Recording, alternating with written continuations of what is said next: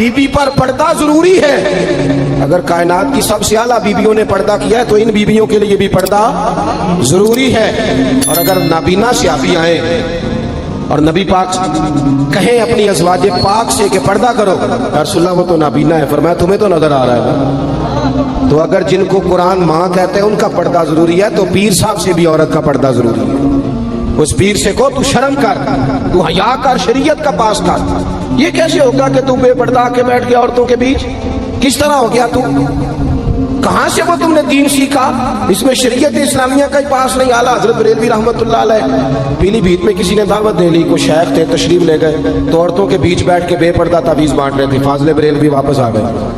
उनको किसी ने कहा वो आपके मेहमान तो जा रहे हैं, तो वो पीछे से दौड़े आए तो कहने लगे जनाब कुछ तो लिहाज करें, आप जा रहे हैं? फरमाने लगे मैं नहीं जाता आता वापस जा रहा हूँ। कहा कुछ तो लिहाज करें। फरमाने लगे तू शरीयत का लिहाज नहीं करता, मैं तेरा लिहाज करूँ? लेकिन वो भी कमाल ही बंदे थे। कहने लगे जी मैं तौबा करता हूँ, आज के बाद ये काम नहीं करूँगा। फरमाया तू तौबा करता है तो फिर सीने से लग, फिर चलते हैं, फिर तो बात खत्म हो गई। तो मेरे अजीज नबी पाक के सहाबा हर मसले में हुजूर सैयद आलम की हर तालीम पर अमल करने में हसास थे। इस तरफ दो मुंह करके रखते पढ़ाई, अगली दो रकतों में चेहरा उधर कर लिया, किसी ने नहीं पूछा हुजूर ये क्या हुआ। उन्होंने कहा बस ठीक है, जिधर हुजूर का चेहरा हमारा भी उधर ही चेहरा। अपनी जिंदगी में ये वाला हुस्न पैदा करें। शरीयत के मामले में, नबी पाक की मोहब्बत के मामले में लै तो लाला छोड़ दे, अगर मगर छोड़ दे, करेंगे देखेंगे हो जाएगा फलानी देर के बाद, ये काम छोड़ दे। अमल करना है तो बस फिर 100% करना है। आखिरी बात ये कि आपने दस्तार फजीलत की है तालिब इल्मों की। अल्लाह कुरान मजीद में फरमाता है वकुर रब्बी ज़िदनी इल्मा, ऐ महबूब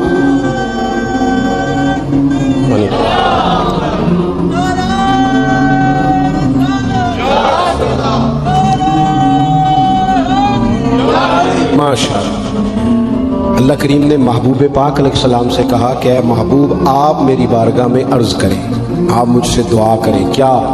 रब्बी ज़िदनी इल्मा।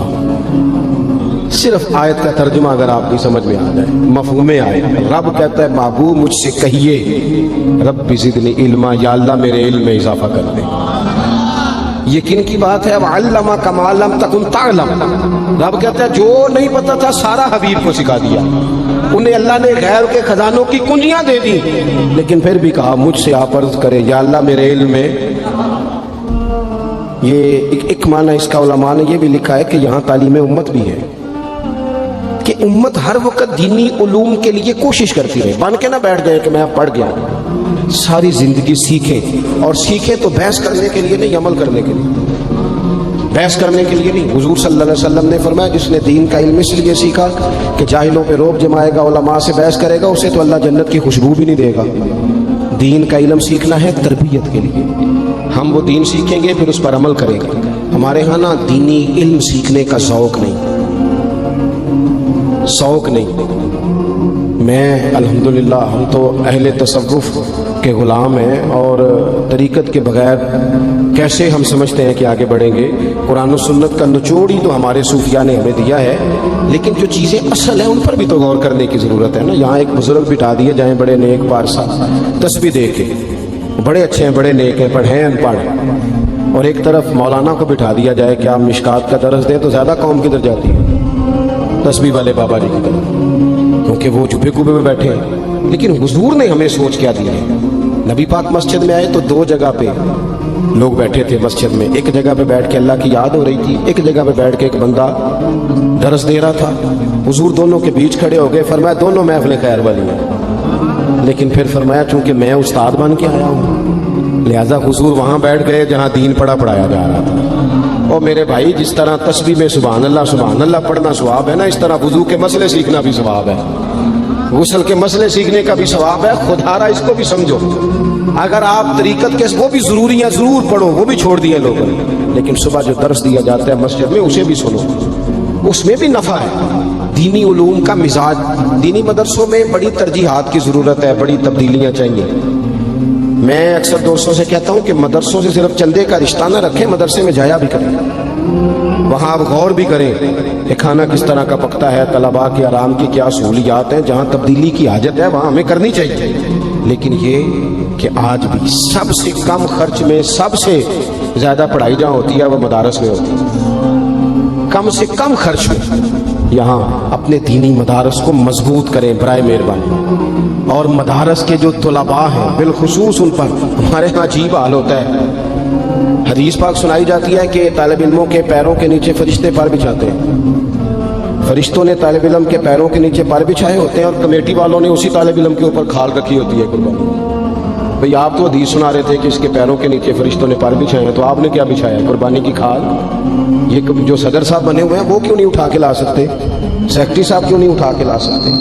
میں تو سالوں سے کہہ رہا ہوں, اپنے مدرسے کے طالب علموں کو ہمیشہ کہتا ہوں کہ کوئی ضرورت نہیں آپ گھر جائیں, کوئی عادت نہیں کہ آپ سے کوئی بھی کام کرا جائے, قطعاً نہیں. یہ مزاج ہے, آپ اپنے اپنے گھر جا کے عید گزاریں. ہاں کچھ عرصے سے مجھے پتا چلا کہ بعض گھروں میں بڑی غربت ہے, تو وہ اس طرح کے قربانی کے گوشت کے بھی ذائقے غریبوں کو نصیب نہیں ہوتے, کیونکہ وہ بھی اسی جانن والوں کو دینا ہوتا ہے نا. جدھروں مینوں اٹھتا ہے میں انہوں نے گاں دا کلے ہے, پھر کسی نے فون کرتا ہے تو سن چونکہ کٹا کیتا ہے وہ بھی کلے ہے, وہ بس کر دیں. اور پھر ایک اور بات بھی, مہنگائی بڑی زیادہ ہے ملک میں, ہمیں ایک دوسرے کا خیال کرنا چاہیے. لیکن کون رونا رو رہا ہے مہنگائی کا؟ وہ بندہ رو رہا ہے جو ہر تیسرے دن چھوٹا گوشت کھاتا ہے. نے اسے دیا ہے تو اس نے نہیں کہا مہنگا میں نے نہیں کھانا.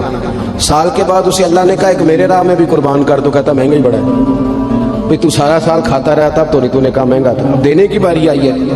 یہ حکومتیں جتنی ہیں نا کام کر رہی, جو پہلے گزری ہے, یہ آئی ہے, جتنی سیاسی جماعتیں اللہ ماشاءاللہ جو حکومت کر چکی ہیں, یہ کر رہی ہیں, مجھے تو ان سے کوئی امید نہیں یہ قوم کا کچھ سوچیں گے.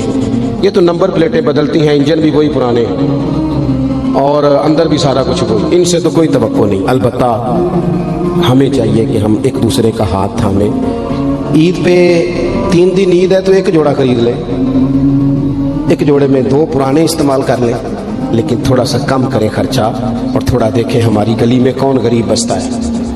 اگر ہم ووٹوں والے دن لسٹیں بنا سکتے ہیں نا کہ کدا ووٹ کتنے ہوئے تو وہ بندہ ایسے لے کتنے ہوئے, وہ اگر چھوڑ کے علاقہ چلا گیا تو وہاں سے جا کے لوگ کھینچ کے لے آتے ہیں کہ نہیں. تھوڑا علاقہ چنگا میرے خیال اتنے جی نہیں ہوں, تسی بول دے نہیں نا, ہاں پہنچ جاتے ہیں نا ادھر سے کہ آپ آئیں جناب, کرتے ہو نا, ساری لسٹیں بن جاتی ہیں, پتہ چل جاتا ہے. یہ کیوں نہیں پتہ لگتا کہ کیڑے گھر آج روٹی نہیں پکی؟ یہ کیوں پتہ نہیں چلتا کہ فلانا مقروض ہے اسے کو جینے نہیں دے رہا؟ مقروض کو تو زکوٰۃ بھی لگتی. اگر ووٹوں کی لسٹیں بن جاتی ہیں تو یہ لسٹ نہیں بن سکتی قربانی کس کس نے نہیں کی. خدا را ایک دوسرے کا بازو تھامے. ہم تو اس محبوب کے ماننے والے ہیں جنہوں نے کہا کہ جس کا پڑوسی بھوکا سو گیا وہ تو اللہ رسول پہ ایمان نہیں لایا. یہ کیسی بات ہے کہ ہم لوگ کھل کے کھائیں اور دائیں بائیں ہمارا خیال ہی نہ جائے. تو 3 باتیں عرض کی ہیں. سب سے پہلے تو نبی پاک سے ہمارا احساس والا رشتہ ہے, شریعت پر فوراً عمل کرنا چاہیے, ہمیں اپنے آپ کو پوری کوشش میں لانا چاہیے. دوسری بات, دینی علوم کی رغبت کریں, مسائل کو سیکھیں, ان پر عمل کریں, پوچھیں جس بات کا نہیں پتا. حضور علیہ السلام نے فرمایا سوال جو ہے یہ جہالت کو ختم کرتا ہے, پوچھ لیں سوال ادب کے دائروں میں. اور تیسری بات یہ کہ اپنے ارد گرد خیال کریں, غرباء کا, مساکین کا, یتیموں کا, ناداروں کا. ان لوگوں سے پیار کریں, ان سے پیار کرنا بھی مدینے والے کا طریقہ ہے. یہ بھی ہمیں حضور کی سنت کے قریب لے جائے گا. اللہ تعالیٰ میری اور آپ کی حاضری قبول فرمائے.